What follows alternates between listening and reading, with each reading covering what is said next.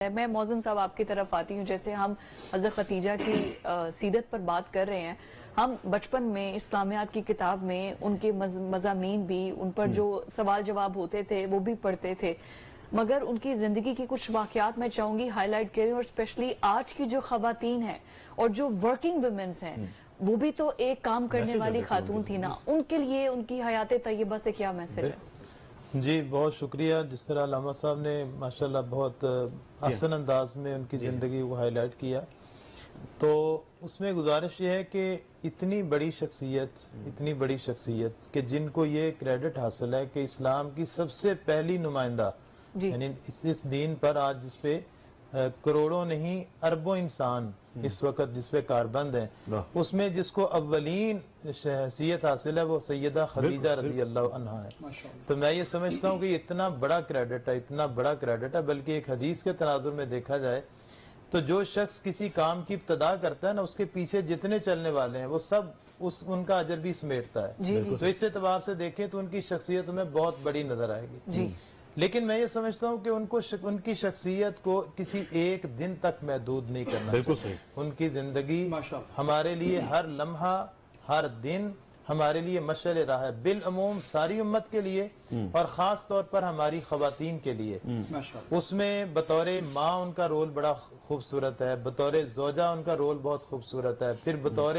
جس طرح بات ہو رہی تھی کہ انہوں نے پورا مال انویسٹ کر دیا, تاجر تھیں, بطور تاجر ان کا رول ہمارے سامنے بہت خوبصورت ہے. پھر آپ دیکھیے کہ نبی کریم صلی اللہ علیہ وسلم پہلے تو اسلام سے پہلے جس طرح علامہ صاحب نے کہا,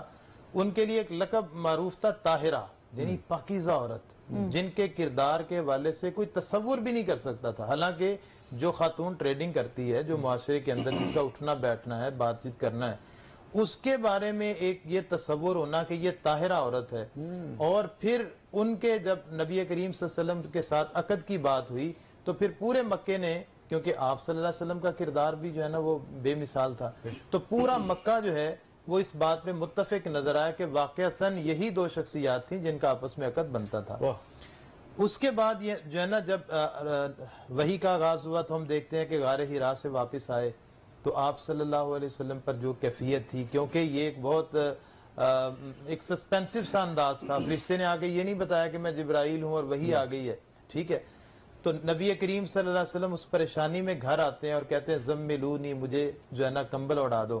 تو وہاں سیدہ خدیجہ رضی اللہ تعالیٰ عنہ جو لفظ استعمال کرتی ہیں, وہ 5-6 جملے جو ہے نا, میں یہ سمجھتا ہوں کہ ہماری خواتین کے لیے ایک بہترین مشعل راہ ہے. اپنے خاوند کو کس طرح سے آپ نے اس کے ساتھ ٹریٹ کرنا ہے. اس میں جو پہلا لفظ وہ استعمال کرتی ہیں وہ یہ ہے جو حدیث میں آتا ہے, واللہ, مجھے اللہ کی قسم, لا یخزیک اللہ ابدا, اللہ تعالیٰ آپ کو کبھی ضائع نہیں کرے گا,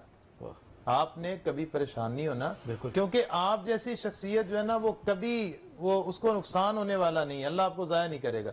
انک لتصل الرحم, سب سے پہلی آپ میں خوبی ہے آپ تو رشتوں کو آپس میں ملاتے ہیں, آپ تو رشتہ داریوں کو قریب کرتے ہیں, جوڑتے ہیں, آپ توڑنے کا کام نہیں کرتے. اچھا, اس کو اگر آپ اس واقعے کے ساتھ تھوڑا سا کریں کہ جب آپ 35 سال کے تھے آج سے, یعنی اس واقعے سے 5 سال پہلے, جب مکہ میں تعمیر کعبہ دوبارہ ہوئی تھی اور حجر اسود کو دوبارہ رکھنے کا مرحلہ تھا,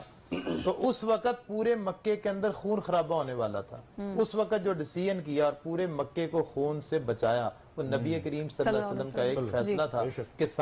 سارے سردار آئیں گے اور ایک چادر کے اندر جو ہے نا پتھر کو رکھا جائے گا اور اس پتھر کو سارے سردار اٹھائیں گے. تو اتنا شاندار فیصلہ تھا کہ سارے مکے والے سمجھ رہے تھے کہ ہم بھی اس کام کے اندر شریک ہیں. تو اس میں آپ نے پورے مکے کو خون سے بچا لیا.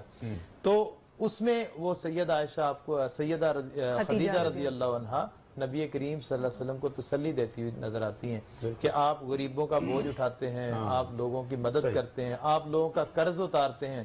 ٹھیک ہے, تو اللہ تعالیٰ آپ کو کبھی ضائع نہیں کرے گا. پھر اس کے ساتھ ہی صرف یہاں تک بس نہیں, اس کے بعد پھر اپنے کزن کے پاس لے کے جاتی ہیں جو کہ تورات کے حافظ تھے, اور پھر وہ جو ہے نا ان کو نبی کریم صلی اللہ علیہ وسلم کے بارے میں تسلی والے بات کرتے ہیں کہ جی آپ اللہ کے نبی ہیں. اور یہ وہی مطلب جو ایک حق ادا کرنا چاہیے ہے ایک بیگم ہونے کا, وہ انہوں نے حق ادا کیا, مکمل ساتھ کھڑی ہیں, مکمل ساتھ کھڑی ہیں, اپنا مال بھی نبی کریم صلی اللہ علیہ وسلم